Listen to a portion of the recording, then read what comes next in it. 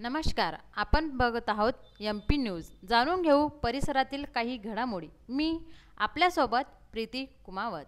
आज मंत्री गिरीश महाजन यांच्या हस्ते महिला पुरुषांसाठी मोफत गृहोपयोगी साहित्य संचाचे भांडे वाटप।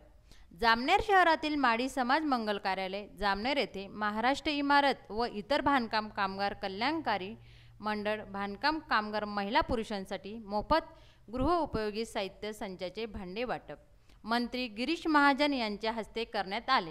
यावेळी पक्षाचे पदाधिकारी कार्यकर्ते यांच्यासह महिला भगिनी मोठ्या संख्येने उपस्थित होत्या।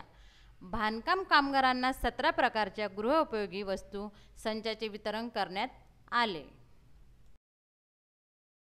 माडी सविता मुकेश भोई आणि लीलाबाई राजू कैकाणी या पाचही महिलांनी व्यासपीठावर यायचे। जामनेर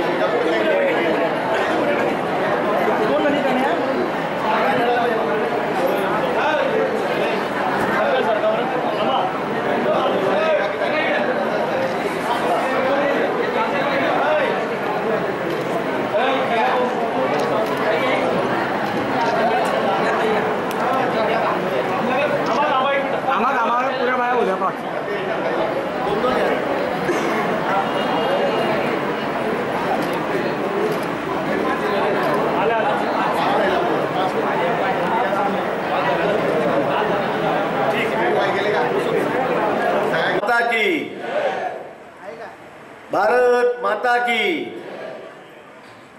मंचावर उपस्थित सर्व मान्यवर, माझ्यासमोर बसलेले सर्व भगिनी आणि बंधूंनो, बांधकाम कामगार कल्याण मंडळ महाराष्ट्र शासन यांच्या अंतर्गत आज आपण स्वयंपाकाचं साहित्य वाटप या ठिकाणी करत आहोत। जवळपास 8,000 महिलांनी या ठिकाणी हे फॉर्म भरलेले होते आणि त्यापैकी 4,000 महिला यांना आपण हे साहित्य वाटप या ठिकाणी करतो आहोत। ग्रामीण भागातही आपण ते केलं, त्यावेळेला मी बाहेरगावी होतो, पण आज जामनेरला मुद्दामून आपण हा कार्यक्रम ठेवलेला आहे। तुमची माझी प्रत्यक्षात भेट व्हावी, तुमच्याशी बोलता यावं, हा या मागचा उद्देश होता।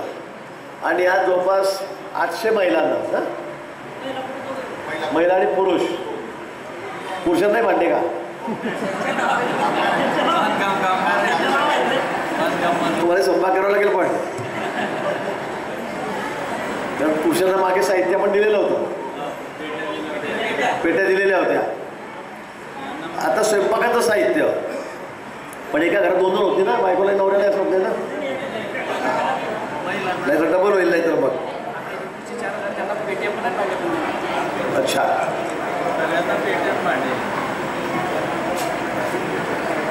तर आजोबा 800 आमच्या भगिनी आहेत, बांधव आहेत, त्यांना आपण हे साहित्य वाटप या ठिकाणी करतो। शरद पटेल इकडे या।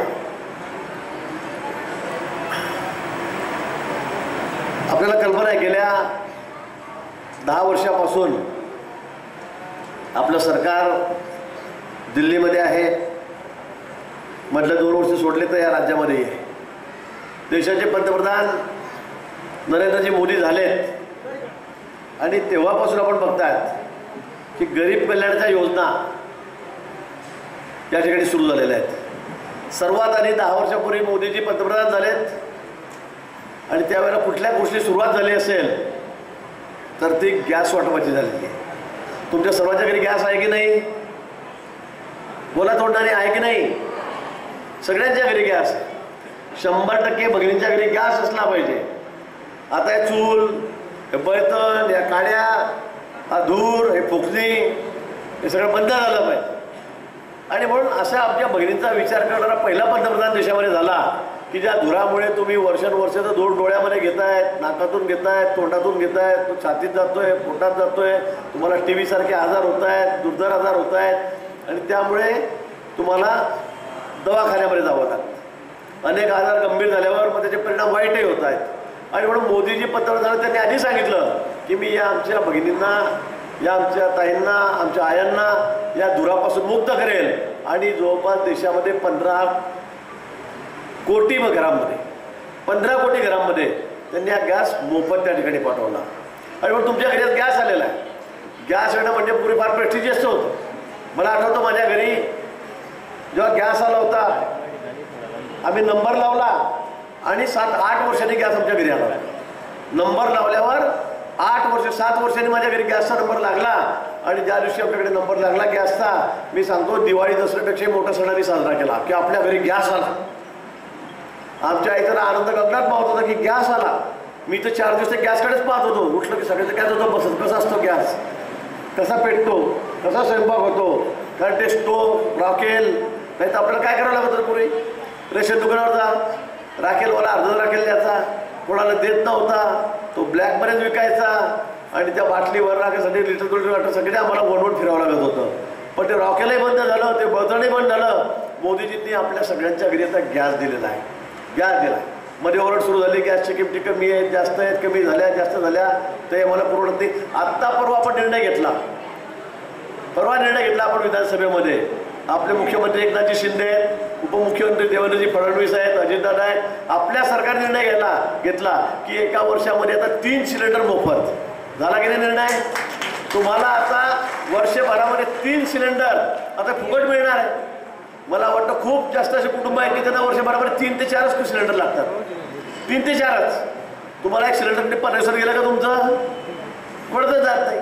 2 महिने, 2.5 महिने, 3 महिने म्हणजे तुम्हाला 3 सिलेंडर वर्षभर पुरतील. फार झालं तर एखादं विकत घ्यावं लागेल, त्याच्यापेक्षा जास्त होणार नाही. आणि म्हणून तुम्हाला 3 सिलेंडर मोफत देण्याची योजना आपल्या सरकारने या ठिकाणी सुरू केली की जेणेकरून तुमच्यावर कुठल्या आर्थिक ताण पडता कामा नये. आणि म्हणून गरीब कल्याणाच्या योजना की ज्या आमच्या गरिबाच्या घरी आम्ही गॅस घेऊ शकत नाही, गॅस घेतला तर सिलेंडर घेऊ शकत नाही, मग त्यांना आता मोफत गॅस, त्यांना स्वयंपाकाची व्यवस्था आपण त्या ठिकाणी केलेली आहे. आणि नुसतं गॅस देऊन उपयोग नाही तर गॅसवर ठेवायला चुला पाहिजे, त्याच्यावर ठेवायला कुकर पाहिजे. आता याच्यामध्ये काय काय मी अजून पाहिलं नाही. 30 भांडे आम्हाला द्या एखादा बॉक्स. आमच्या घरी बाई म्हणत होता की तुम्ही सगळे वाटून आले आपल्या घरी येऊ द्या एखादा बॉक्स म्हणून. पण गमतीचा भाग जरी सोडला तरी मला कुकरपासून, तव्यापासून, भांड्यांपासून सगळ्या व्यवस्था, सगळ्या सोयी, तसेच चांगल्या दर्जाचं सामान. मला सांगितलं की बाहेर 15,000 रुपयाला मिळेल इतकं चांगलं सामान या सगळ्या खोक्यामध्ये. आणि त्यातून आता तुम्हाला गॅसही मोफत झाला, स्वयंपाकाचं साहित्यही झालं, त्याच्यामध्ये तुम्हाला मग गहू असतील, डाळ असेल, साखर असेल, रेशन असेल, सगळं ते मोफत. मग आता चिंता काय, गॅसही मोफत आहे, भांडेही मोफत आहे, रेशनही मोफत आहे.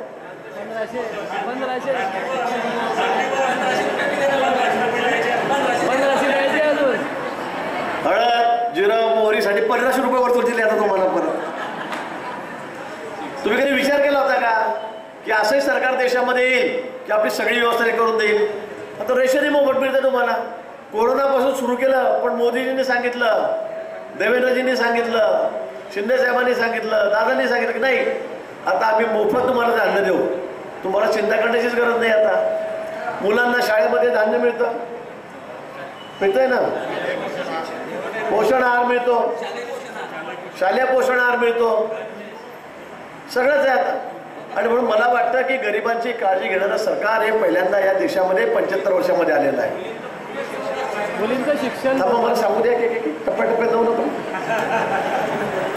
ह्या अनेक योजना तुम्ही बघा. आमचं गरीब कुटुंब आहे, गरीब परिवार आहे एखाद्या गावामध्ये, अगदी टोकावर राहतोय, वाडी वस्तीवर राहतोय, गावाच्या शेवटी राहतोय, गरीब आहे, दलित आहे, पदलित आहे, कष्टकरी आहे, पण त्याला राहायला घर नाही. कुठेतरी काटक्या कुटके लावून राहायचा, वरतून प्लास्टिकचा कागद टाकायचा, पावसाळ्यामध्ये पाणी गळायचं, कसं बसून रात्र काढायचा, थंडीमध्ये बिचारा तसाच पाय पोटाशी लावून त्या ठिकाणी पोरांना घेऊन बसायचा. अंगावर नीट उडायला वाकळं नाही, थंडीमध्ये पडलेला आहे, पावसात पडलेला आहे, उन्हामध्ये उघड्यावर पडलेला आहे, आणि मग या माणसाचा गुन्हा काय? त्याला आमच्याबरोबर जगण्याचा अधिकार आहे की नाही?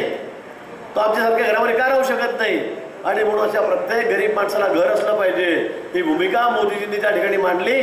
आणि म्हणून गरीबाला जर वरती आणायचं असेल, त्याचा आर्थिक स्तर उंचवायचा असेल, त्याला आपल्या सर्वसामान्य माणसाबरोबर राहायचं असेल, तर त्याला सुद्धा घर असलं पाहिजे. आणि म्हणून प्रत्येकाला घर असलं पाहिजे, ही भूमिका मोदींनी घेतली. आणि त्या घरकुलाच्या माध्यमातून आपण बघत असाल आपल्याकडे सुद्धा अनेकांची घराची कामं सुरू असतील, अनेक जण त्या घरामध्ये गेले असतील, दिले सगळ्यांना घरं. आता सामान्य माणूस आहे, गरीब माणूस आहे, झोपडीत राहत होता गावाच्या कुठेतरी कोपऱ्यामध्ये, आता त्याचं सुद्धा घर झालेलं आहे. त्याला जागा असेल त्याच्या जागेत बांधा, जागा नसेल शासनाची जागा द्या, शासनाची जागा नसेल त्याला जागा विकत घेऊन द्या, त्या पैसे जागेचे विकत घेतले पैसे शासन त्या ठिकाणी देईल. पण कोणीही माणूस असा असता कामा नये, कुठलंही कुटुंब असं असता कामा नये की त्याला घर नाही म्हणून. प्रत्येकाला घर, ही भूमिका पंतप्रधान मोदींनी घेतली. आणि आज कोट्यावधी लोकांची घरं त्या ठिकाणी बांधली जात आहेत, कोट्यावधी लोक घरामध्ये राहायला गेलेले आहेत. घर असलं की त्याबरोबर शौचालय असलं पाहिजे. आपल्याकडे तर आपण बघतायत काय पूर्वापार पद्धत चाललेली आहे, सकाळ झाली की पश्चिमेले बाया, पूर्वेले माणसं, उचलले डबे, चालले सगळे बाहेर लाईन. काय परिस्थिती ग्रामीण भागामध्ये? आपल्याकडे पुण्यावर काय परिस्थिती होती? म्हणजे इतकी वाईट परिस्थिती होती गावामध्ये आपल्या शहरामध्ये की आम्हालाच लाज वाटायची की आपण कोणत्या गावात राहतोय. हे 1-2 किलोमीटरमध्ये लाईनची लाईन नसलेली सगळी दुर्गंधी, सगळी विष्ठा तिथे. आपण इथे राहतोय रस्त्यावर आपण सगळे शौचालय बसतोय पूर्ण. म्हणजे मला तर ते चित्र आठवलं की मला खरं चक्कर येतात, इतकी वाईट परिस्थिती. का आम्ही बाहेर जाऊन बसतोय रस्त्यावर? आमच्या तरुण भगिनी आहेत, आमच्या मुली आहेत, आमच्या सुना आहेत, आमची आई आहे, आमची बहीण आहे. का रस्त्यावर जाऊन बसतोय आम्ही उघड्यावर आमची इज्जत घेऊन? आणि त्याचबरोबर जी विष्ठा आम्ही ते टाकतोय, केवढं घाणीचं साम्राज्य आहे. इकडून पुण्यावर नदीवर आम्ही ओलांडलं की इतका दुर्गंधीने इतकी घाण वासायची तिकडे की आम्ही कल्पनाही करू शकतो की आम्हालाच लाज वाटतं की आपण अशा गावाचे आपण आमदार आहोत, अशा गावाचे आम्ही नगराध्यक्ष आहोत, आमचीच लाज वाटायची. पण आपण गेल्या 3-4-5 वर्षामध्ये चित्र बदललं. आता तुम्हीच इकडे पुण्यावरचे कोण कोण, तिथे पुण्यावर राहणारे कोण कोण आहेत? हात वर करा, महिला पुरुष. पुण्यावर कोण कोण राहत आहे? आज तुमचं चित्र सगळं बदललेलं आहे. पुण्यावर एक सुद्धा आमची भगिनी महिला कुठे रस्त्यावर जाऊन शौचाला जात नाही, एक सुद्धा पुरुष आमचं रस्त्यावर शौचाला बसत नाहीये. आम्ही चित्र बदललं, सुंदर असे शौचालय त्या ठिकाणी बांधले, त्याची काळजी घ्यायला माणसं त्या ठिकाणी, सफाई कामगार त्या ठिकाणी ठेवलेत. प्रत्येकाच्या घरी वैयक्तिक शौचालय. मोदींनी सांगितलंय की प्रत्येकाला शौचालयाला पैसे द्या. आपण 12,000-13,000 रुपये प्रत्येकाला त्या ठिकाणी शौचालयासाठी देतोय. शौचालय बांधा. 13,000 रुपये शौचालयाचं 12,000 होतं, त्याला ते पैसे द्या, घरी जाऊन द्या, ते पैसे गेले शौचालय बांध. पण कोणीही बाहेर जाता कामा नये. मित्र, किती त्रास आहे यामुळे. नुसतं दुर्गंधी सुट्टी असं नाही, त्या शौचालयात त्या माशा बसतात, मच्छरं बसतात. तेच आपल्या घरी मागे आपण त्या ठिकाणी राहतो, तेच आपल्या घरी येतात, आपल्या जेवणावर बसतात, पोरांच्या तोंडावर बसतात. तीच विष्ठा पुन्हा आपल्या पोटात जाते आणि त्यातून मग डेंग्यू असेल, मलेरिया असेल, टायफॉइड असेल, किती रोग होतात आपल्याला, किती आजार होतात. आणि मग ह्या आजारामध्ये आपण किती पैसे घालवतोय, मुलांचं स्वास्थ्य खराब करतोय. आणि म्हणून शौचालय आवश्यक आहे. पण दुर्दैवाने काही ठिकाणी खेड्यापाड्यावर असं झालंय की या शौचालयाचा वापर आता गोडाऊन म्हणून झालाय. बैठक ठेवा, गौऱ्या ठेवा, भंगार ठेवा. काही ठिकाणी मी पाहिलं रस्त्यावर रस्त्यावर सोडत एकीकडची भीतपाड्याकडे पाणटपल्या करून टाकल्या. अरे म्हटलं कसं काय एवढं छोटं नाही भाऊ, संडासमध्ये लिहिलं चेक करून टाकलं. अरे संडासमध्ये कसं काय पाणटपले करून टाकले? म्हणजे अशा पद्धतीने छोट्या मोठ्या दुकानं सुद्धा त्या शौचालयामध्ये उभे करून टाकले. मला वाटतं हे अपेक्षित नाही आहे. सरकारची भूमिका या मागची वेगळी आहे. आणि म्हणून तुम्हाला मी सगळ्यांना आवाहन करेल, शेजारी पाजारी आपल्या इकडे जात असेल तर जाऊ देऊ नका रस्त्यावर बसायला, शौचालयाचा वापर करा. आणि म्हणून प्रत्येकाला शौचालय. गरीब माणूस आहे, 20 रुपये डिमांड नोटमध्ये प्रत्येकाच्या घरी लाईट, आता प्रत्येकाच्या घरी पाणी, प्रत्येकाच्या घरापर्यंत पाणी. प्रत्येकही गाव असं तर हिंदुस्थानामध्ये राहणार नाही की त्याच्या घरापर्यंत पाणी जाणार नाही. सगळ्यांना पाणी, आणि घरापर्यंत नळ त्याच्या गेला पाहिजे, स्वच्छ पाणी त्याला मिळालं पाहिजे, शुद्ध पाणी मिळालं पाहिजे. ही शासनाची भूमिका त्यामागची आहे. आणि म्हणून मित्रांनो, देश बदललेला आहे, देश बदलत चाललेला आहे. 10 वर्षामध्ये हे चित्र बदललेलं आहे. पूर्वीसारखं तर काही राहिलेलं नाही. आणि म्हणून अनेक योजना, मला सांगायला 2 तास लागतील एवढ्या योजना. 12 बलुतेदार आहेत, सोनार आहेत, मिस्त्री आहेत, लोहार आहेत, पंचाळ आहेत. तुम्ही कधी विचार केला का तुम्हाला घर बांधण्यासाठी तर कर्ज सुद्धा मिळतं, मोफत सुद्धा तुम्हाला घर बांधून मिळतं आहे. तुम्हाला मोठ्या मोठ्या पेट्या दिल्या सगळ्या साहित्यासाठी, अगदी हेल्मेटपासून बुटापासून सगळं तुम्हाला त्या ठिकाणी साहित्य दिलं, टोपल्या दिलं, कुदळ दिले, फावडे दिले. असं तरी तुम्ही विचार तरी केला होता का? पण मोदींनी दिलं, ते करतायत. आणि म्हणून अशा अनेक योजना या ठिकाणी शासनाने आपल्यासमोर ठेवलेल्या आहेत. शेतकऱ्यांसाठी सुद्धा अल्पभूधारक शेतकऱ्यांसाठी 6,000 रुपये दिलेत केंद्र सरकारने, 6,000 रुपये राज्य सरकारने दिले, 12,000 रुपये अल्पभूधारक शेतकऱ्यांच्या अकाउंटमध्ये त्या ठिकाणी जात आहेत आणि डायरेक्ट जात आहेत. तुमचे पगार सुद्धा डायरेक्ट तुमच्या खात्यामध्ये येणार आहे.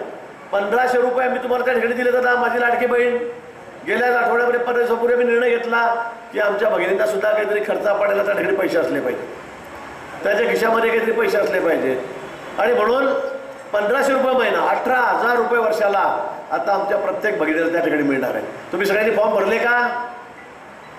भरले की नाही? अजून हात वर करा. भरले की नाही? भरले नसतील तर लगेच फॉर्म भरा आपल्या ऑफिसमध्ये येऊन. आपले कार्यकर्ते सगळे फॉर्म भरून घेतात, तुम्हाला कुठे जायची गरज नाही.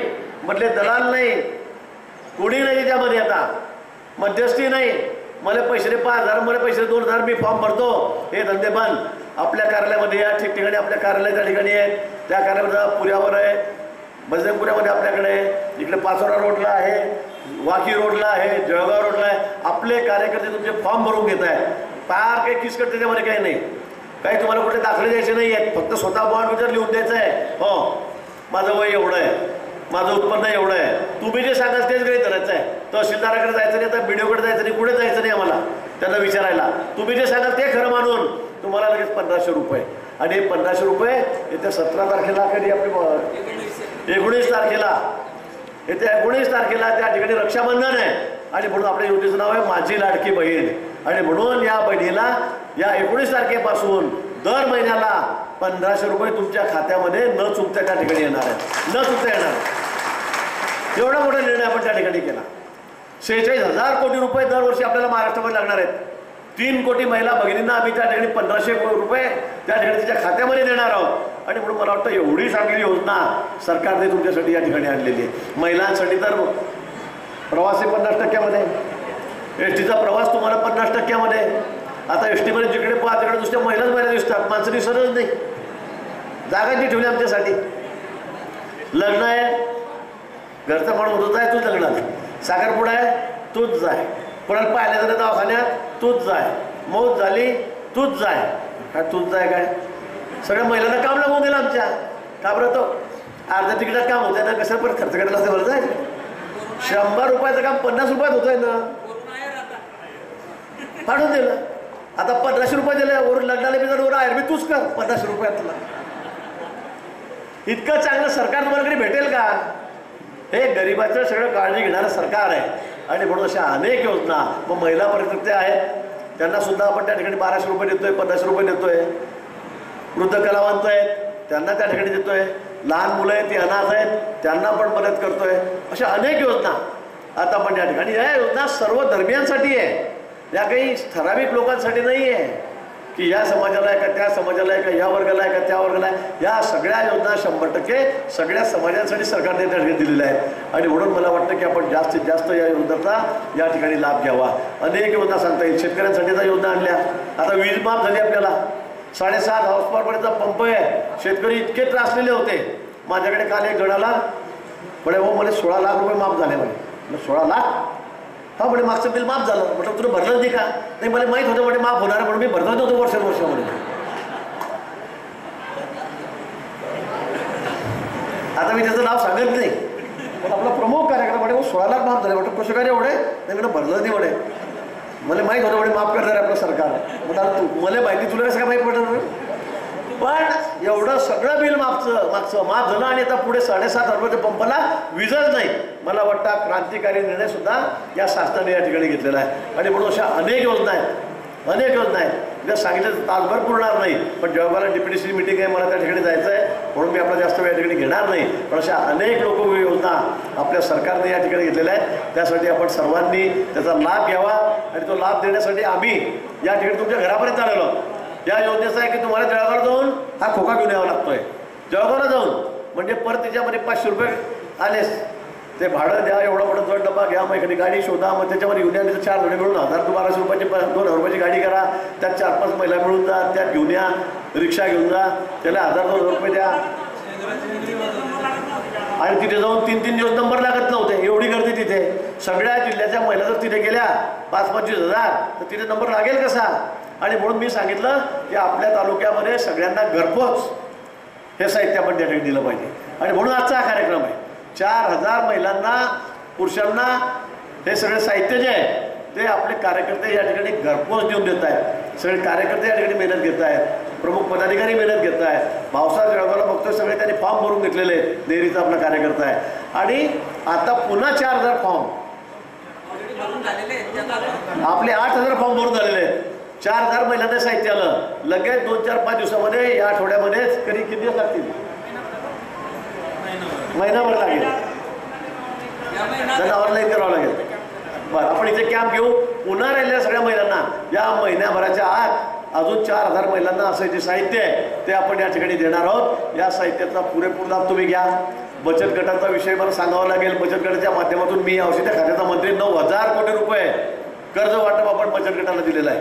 आज बचत गटाच्या माध्यमातून महिलांचं एवढं सक्षमीकरण चाललेलं आहे, त्यांना पायावर उभं राहण्याचं काम चाललेलं आहे. महिला म्हणजे नुसतं चूल आणि मूल नाही, फक्त चुला फुकत राहता म्हणजे गॅस फुकत राहा म्हणून पण गॅस पेटवत राहा, मुलं सांभाळत राहा एवढ्यापुरती तुमची भूमिका नाही आहे. तर या महिलेने घराच्या बाहेर पडून स्वतःच्या कर्तव्यावर स्वतःच्या पायावर उभं राहायला पाहिजे. ती सुद्धा कमावती झाली पाहिजे. हा बचत गटाच्या मागचा आपला हेतू आहे. आणि आज जवळपास आमच्या या सगळ्या बचत गटामध्ये 9 लाख महिला म्हणजे या राज्यामध्ये त्या ठिकाणी काम करत आहेत आणि त्या कामाच्या माध्यमातून आज मोठ्या प्रमाणामध्ये आपला प्रपंच चालवण्यासाठी या ठिकाणी ते आता सज्ज झालेले आहे. आणि म्हणून माझी आपल्याला या ठिकाणी विनंती आहे की आपण मोठ्या प्रमाणामध्ये बचत गटामध्ये सहभागी व्हावं. त्या ठिकाणी 60 लाख महिला 65 लाख महिला 6.5 लाख बचत गट आपल्याकडे आहेत. आता परत 1 लाखाची भर पडली म्हणजे 75 लाख महिला या बचत गटामध्ये आता त्याचा समावेश झालेला आहे. ज्यांचा बचत गट असेल तुम्ही बचत गट काढा. आपल्याला जे उपयोगी वस्तू आहेत त्या तुम्ही तयार करा. सरकार तुम्हाला रिव्हॉल्विंग फंड देतोय. 15,000 होतं, माझंच खातं येतं, मी ते 30,000 रुपये केलं. बँकाकडून तुम्हाला लगेच तात्काळ कर्ज मिळतं आहे. पण मेहनत करा, कष्ट करा. त्यातून मग काहीतरी खाण्यापिण्याच्या वस्तू आहेत त्या तयार करा, काही कापडी वस्तू तयार करा, काही शोभेच्या वस्तू तयार करा. आज बचत गटाच्या माध्यमातून बचत गट काही एवढे श्रीमंत झालेले आहेत की त्यांच्या वस्तू आता परदेशात जायला लागलेल्या आहेत. परदेशात जात आहेत, जपानला जात आहेत, जर्मनीला जात आहेत, अमेरिकेला जात आहेत, युरोपमध्ये जात आहेत आणि हे बचत गट कोट्यावधी रुपये कमवायला लागलेले आहेत. त्याचा टर्नओव्हर कोट्यावधी रुपयाचा झालेला आहे. आणि म्हणून माझी आपल्याला विनंती आहे की आपण बचत गट तात्काळ स्थापन करून त्या ठिकाणी याच्या माध्यमातून कर्ज घेऊन आपला प्रपंच कसा चालेल, आर्थिकदृष्ट्या आपण सक्षम कसे होऊ, त्यासाठी आपण सर्वांनी प्रयत्न करावेत. शासन पूर्णपणे आपल्या पाठीशी खंबीरपणे उभं आहे. महिलांसाठी, महिलांना सक्षम करण्यासाठी पंतप्रधान मोदींची भूमिका आहे की आधी सर्वात आधी महिलांना सक्षम करा. आणि म्हणून आता पार्लमेंटमध्ये सुद्धा 33% आरक्षण पार्लमेंटमध्ये हे त्या ठिकाणी आपण आणलेलं आहे. आता महिलाही खासदार झाल्या पाहिजेत, त्यांचा सुद्धा अधिकार आहे, त्याचा सुद्धा सहभाग देशाच्या विकासामध्ये तेवढाच असला पाहिजे. ही भूमिका माननीय पंतप्रधानांची त्या ठिकाणी आहे. आणि म्हणून 33% आरक्षण देण्याचं पहिलं काम या सरकारने या ठिकाणी केलेलं आहे, जेणेकरून महिलांचा सहभाग सगळ्या ठिकाणी वाढला पाहिजे. मग ग्रामपंचायतमध्ये वाढला पाहिजे, जिल्हा परिषद, पंचायत समिती, विधानसभा, लोकसभा, महिला पुढे आल्या पाहिजे. हा त्या मागचा हेतू आहे. त्यासाठी आपण सर्वांनी प्रयत्नांच्या पराकाष्ठा कराव्यात. मुलींसाठी तर मोफत शिक्षण झालेलं आहे. मुलं जे शिकलेले आहेत, जे अप्रेंटिसशिप करतात त्यांना पण 6,000, 8,000, 10,000 घरपोच पैसे मिळणार आहेत. मुलींचं शिक्षण पुढचं जे आहे, आपल्याला इंजिनियर व्हायचं आहे, डॉक्टर व्हायचं आहे, वकील व्हायचं आहे, पुढे मोठं शिक्षण घ्यायचं आहे, त्यांना 5 लाख खर्च आहे, 4 लाख आहे, 3 लाख आहे, 8 लाख आहे. हा सगळा खर्च मुलींचा, ज्या हुशार विद्यार्थिनी आहेत त्यांचा सगळा खर्च गरिबांच्या मुलींचा आता सरकार करणार आहे. मागच्या महिन्यामध्ये आपण निर्णय घेतला. आता तुम्हाला 1 रुपया खर्च करायची गरज नाही मुलींसाठी. आपल्या मुलींना त्या ठिकाणी शिकता आलं पाहिजे. पैसे नाही म्हणून मी घरी बसली आहे, बाप रडत बसलाय, आई रडत बसली, किंवा पोरीला तर लय मार्क आहे पण पैसे नाही, कुठून आणू 2 लाख, कुठून आणू 4 लाख, कुठून आणू 5 लाख. आता सरकारने तुमची जबाबदारी घेतली, आम्ही तुमची जबाबदारी घेतलेली आहे. तुम्हाला आता कोणाच्या पुढे हात पसरायची गरज नाही आणि शिक्षणापासून वंचित राहून घरी बसण्याची गरज नाही. त्यासाठी आपण सर्वांनी आमच्याशी थेट संपर्क करावा. आपलं कार्यालय आहे त्या ठिकाणी जावं, अधिकारी आहेत त्यांच्याकडे जावं आणि या सगळ्या योजनांचा आपण सर्वांनी लाभ घ्यावा. एवढंच आव्हान मी आपल्याला प्रसंगी करतो. मला जळगावला खूप मोठा कार्यक्रम आहे, DPDCची मीटिंग आहे, त्यासाठी मला जायचं आहे. म्हणून आपली सर्वांची रजा घेतो. परत आपल्याला पुन्हा सगळ्या भगिनींना मनापासून शुभेच्छा या ठिकाणी देतो. 19 तारखेला ज्यावेळेला रक्षाबंधन आहे तोपर्यंत तुम्ही फॉर्म भरून घ्या. सगळे ऑनलाईन फॉर्म भरा. त्यानंतरही भरले तरी तुम्हाला पैसे मिळणारच आहेत, लेट झाला तरी. पण मला वाटतं वेळेत केला तर ते अधिक बरं होईल. त्यासाठी आपण आपल्या ठिकाणी जे सेंटर दिलेले आहेत त्या ठिकाणी जाऊन सर्वांनी फॉर्म भरावेत. आणि 19 तारखेला आमची भावाची भेट जी आहे रक्षाबंधनाची भाऊबीजची समजा ती आपण सगळ्यांनी स्वीकारावी एवढंच आव्हान मी आपल्या प्रसंगी करतो आणि थांबतो. जय हिंद, जय महाराष्ट्र. या योजनेसाठी अनेक कार्यकर्त्यांनी परिश्रम घेतले, परंतु त्यातल्या त्यात पिनू आणि सागर या 2 कार्यकर्त्यांनी विशेष मागे लावून परिश्रम घेतले. मी त्यांना व्यासपीठावर बोलवतो. मी भाऊंना विनंती करतो की या 2 कार्यकर्त्यांचा भाऊ आपण सत्कार करावा.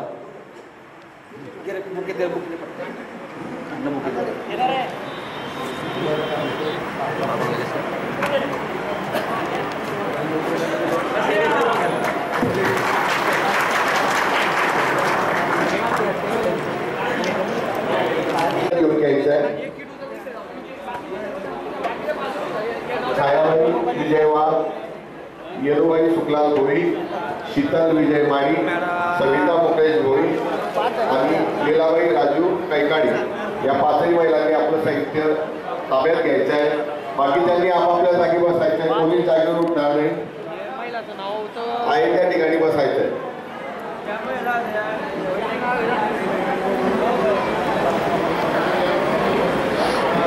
घेतलेलं